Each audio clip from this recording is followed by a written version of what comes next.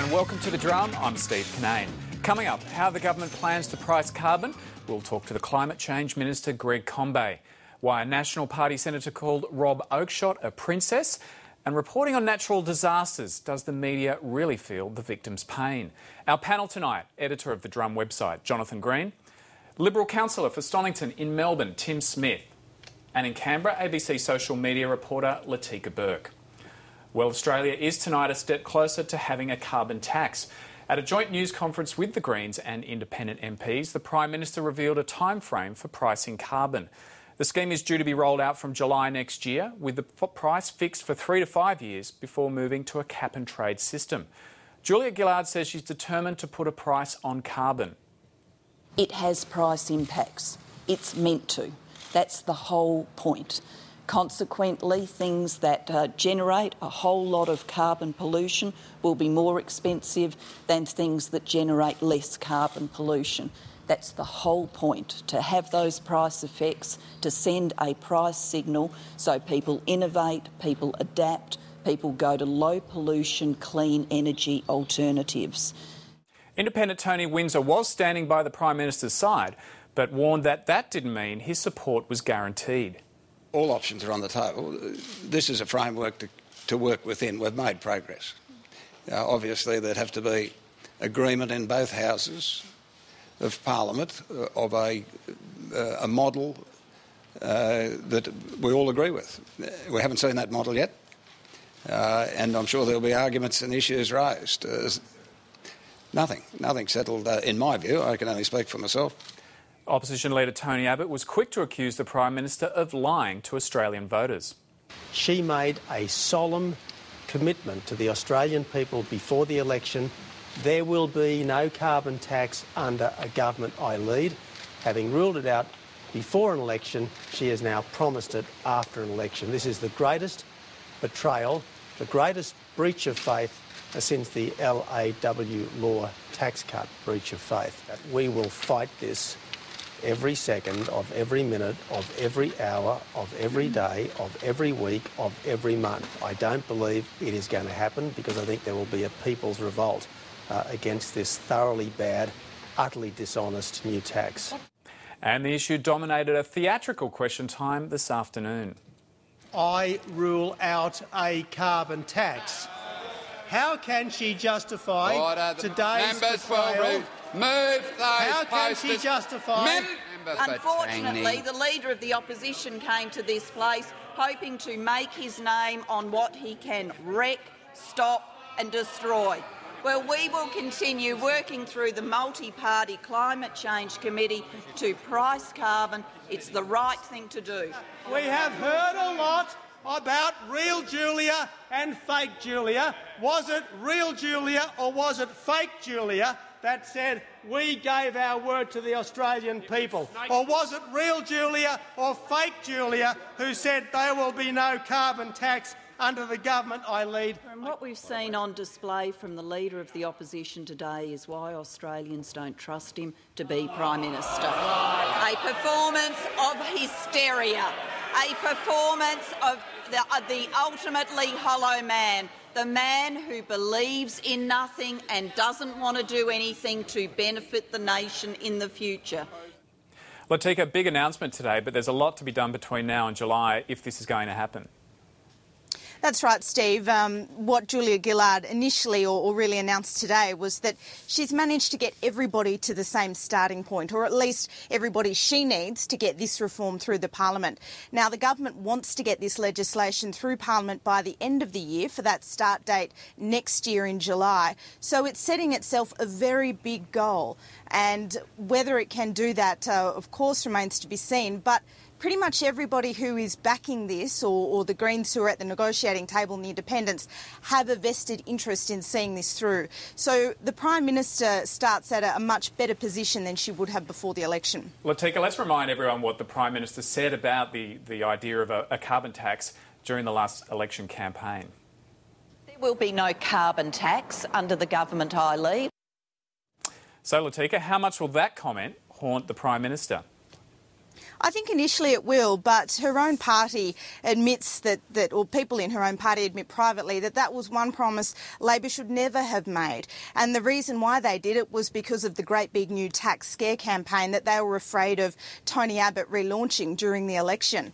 Now, Tony Abbott actually didn't relaunch that campaign today. He's got this idea that there'll be a people's revolt against an emissions trading scheme and against Julia Gillard's breach of faith, which she described in Parliament. Now, where this matters is in the Parliament, and in the Senate, the government is very likely to have the numbers it needs with the Greens after July. And in the lower house, they've got some in-principle support from those independents. They'll need to vote in favour of this. Tim, will there be a people's revolt against this? Well, this is one of the filthiest lies in modern Australian political history. The Prime Minister went to the election, looked the Australian people directly in the eye and said there will be no carbon tax, and now there is a carbon tax on the table. It's a filthy lie, and frankly the Australian people are sick to death of this sort of business in government, and I think all hell will be to pay on the head of the Prime Minister, to be frank with you. Jonathan, will there be a people's revolt against this lie, as Tim puts it? We'll see. I mean, clearly it's an untruth. She said that in the campaign, and it will come back to haunt her. But what's the government's choice? I mean, putting a price on carbon, which they've always said they would do, is absolutely fundamental to their platform, to what they're trying to do in this term. To shilly-shally around any longer without sort of prosecuting the main items of their agenda, it'd be much more harmful for the government than, worrying too much about the misspeaking through the campaign. They've got to weather that. Tim, Tony Abbott said today it's going to be an assault on the living standards of Australians. How does he know that if they haven't released what the price on carbon will be, and if they haven't released what the compensation to households will be? They haven't, but other eminent bodies have. For instance, the Australian Industry Group have a report that suggests that the average electricity bill across Australia will go up $300. That's if there's a certain price on carbon. That's with the assumption of a $26 per tonne price. But I call on the government to actually come clean and tell us what the metrics are on this thing. But isn't the issue that they don't know yet and they're trying to work it out within that committee? This is bizarre. I mean, who puts out a policy without a costing on it? Something like this, that it would have a huge effect on the economy, a great big new tax on everything. Petrol prices up 6.5 cents a litre, $300 on an electrical bill. We don't know that yet, though, do we? But it's a good estimate at the moment, and I think we shouldn't be cutting the government some slack here. They're the government. They've put this on the table. Quite frankly, if you're going to increase the cost of this, will increase the cost of living. She said it herself. It will. Yeah. So yep. The key point is, well, let's not sort of cut them some slack and pussyfoot around this. Quite honestly. If the government is going to increase the cost of living on people, then they should tell them how much it's going to be, and they can't do that at the moment. But that's still got to go before the Parliament. Latika, what are the stages now? It's got to go back to the committee. They've got to nut this all out. Tony Windsor, Rob Oakeshott, the Greens and Labor. Yeah, and, listening to Tim's claims there, I think he needs to update his slogans because not even Tony Abbott is running that line anymore, Tim. But the old emissions trading scheme under Kevin Rudd actually compensated low and middle income households above their projected losses under emissions trading scheme. Now, the point of putting a price on carbon and a market-based price on carbon is that you do send the prices up because why? You need people to stop using inefficient energy sources or polluting energy sources. So that is the whole point of it. And it is a credit to Julia Gillard that on day one of announcing this, she has come out and said, yes, prices are going to go up and I'm not going to let you get spooked by this fear campaign. Now, obviously, we have to wait and see who will win that battle. Well, we'll talk to Greg Combet a little later on the program. The federal government's flood levy has passed the House of Representatives today as well. It had the support of Green Adam Bandt, Independents Bob Katter and Andrew Wilkie, and West Australian National Tony Crook. But neither Tony Windsor nor Rob Oakeshott voted with Labor. But there's no guarantee the levy will pass the Senate. Latika, it looks like Nick Xenophon might be hard to win over on this one. Well, Nick Xenophon is adamant that Queensland should take out disaster insurance, and he says that if the government can't do that, then he won't be voting in favour of this legislation.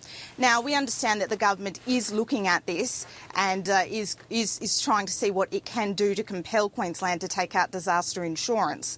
Now, Queensland has its own reasons for not doing so. It says it wasn't cost effective, and Anna Bligh says the state has reinsured itself.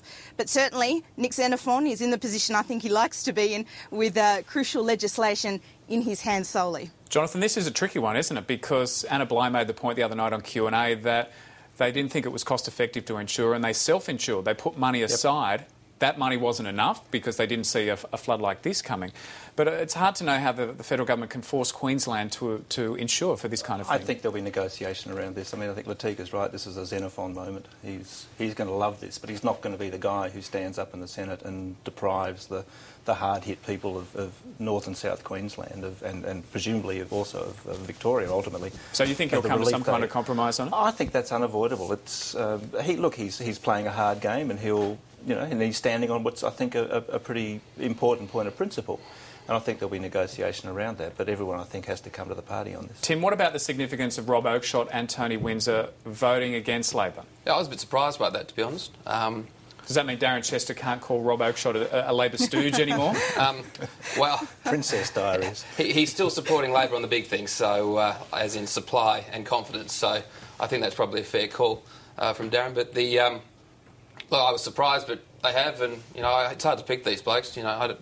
Who knows with these guys what they think from time to time, but they have. It's now gone to the Senate, and we'll see what happens with Senator Xenophon. Well, Rob Oakeshott has been copying a bit of heat from the coalition in the last couple of weeks, and here's a comment that National Party Senator Fiona Nash made on the Doors today about Rob Oakeshott. I must say, when I read those reports yesterday about Rob Oakeshott and his comments, I did think, toughen up, Princess. It's not an easy game being in Parliament, and obviously there are going to be times when you have disagreements. Look, Tim, I know they play it tough in the National Party, but is that a bit harsh, calling Rob Oakeshott a princess? No, I don't think it is at all. I think he's a big sook. I think he's a sanctimonious windbag of the order that Kim Beazley used to be called. I think this bloke needs to harden up. Ticker. Yeah, a bit of ticker. Yes. Harden up and realise that he's picked a side, and he now needs to defend his corner. Has he picked a side? He voted with the coalition today. Well, he has once. Goody. Thanks, Rob. Good on you, mate. Look, it probably does you no harm whatsoever to do that once in a the while. Opportunity arises. Presumably he's grown the beard so he can now pass incognito in his electorate. Well, Julia Gillard may have bigger problems than getting her carbon tax and flood reconstruction plans across the line. An article